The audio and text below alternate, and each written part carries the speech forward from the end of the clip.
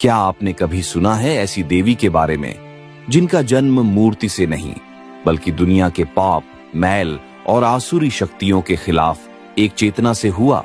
एक ऐसी शक्ति जो सिंह नहीं बकरे पर सवारी करती है। एक ऐसी देवी जो काम, क्रोध, लोभ, मोह और तंत्र मंत्र जैसे कलयुगी विकारों को बोतल में भरकर अपने भक्तों को सुरक्षा देती है। तो आइए हम आपको लिए चलते हैं एक ऐसी आध्यात्मिक यात्रा पर जहां आपको मिलेगा मेलडी माता का वो रूप जिसे जानना हर किसी के बस की बात नहीं। ऐसे अनसुने और अद्भुत रहस्यों का खुलासा होगा सिर्फ इतिहास के रहस्य पर। क्या आप तैयार हैं इस रहस्य से पर्दा उठाने के लिए? तो जुड़े रहिए और जानिए वो सत्य जिसे बहुत कम लोग जानते हैं। तो आइए बिना समय गंवाए इस रहस्यमयी यात्रा की शुरुआत करते हैं। सतयुग की समाप्ति के समय दैत्य अमरूवा महान, प्रतापी, मायावी और वरदानी था। उसके अत्याचार से सृष्टि में हाहाकार मच गया।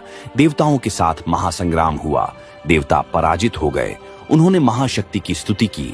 आदिशक्ति जगदम्बा सिंह वाहिनी दुर्गा प्रकट हुई और उन्होंने 9 रूप धारण किया। उनके साथ 10 महाविद्या और अन्य सभी शक्तियां प्रकट हुई। दैत्यों के साथ पुनः महासंग्राम छिड़ गया। 5000 वर्ष तक लगातार युद्ध हुआ। दैत्य अमरूवा के प्राण संकट में देख युद्ध छोड़कर भागा। राह में देखता है कि किसी मृत गऊ के देह का पिंजर पड़ा है। उसे लगा कि इस पिंजर में शरण लूं तो ये देव देवी नजदीक न आएंगे। अमरूवा उस पिंजर में समा गया। देवी शक्तियां पीछा करते वहां पर आईं।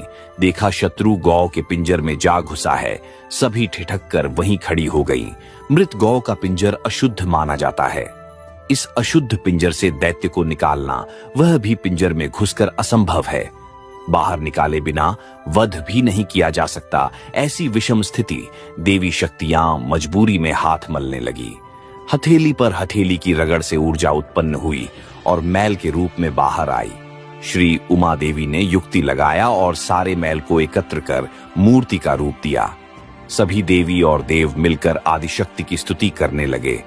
तत्काल उस मूर्ति से आदिशक्ति स्वयं हाथ में खंजर ले 5 वर्ष की कन्या के रूप में प्रकट हो गई और पूछा, हे माताओं, मुझे बताओ क्यों मेरा आवाहन किया? देवियों ने सारी व्यथा कह सुनाई और सारा माजरा समझकर देवियों की इच्छा के अनुरूप वह कन्या गौ के पिंजर प्रवेश कर गई। यह देख आश्चर्यचकित हो दैत्य अमरूवा बाहर भागा और सायला सरोवर में जाकर कीधे के रूप में छिप गया। कन्या ने भी सायला सरोवर में प्रवेश करके दुष्ट दैत्य का वध कर दिया। सबने जय जयकार किया।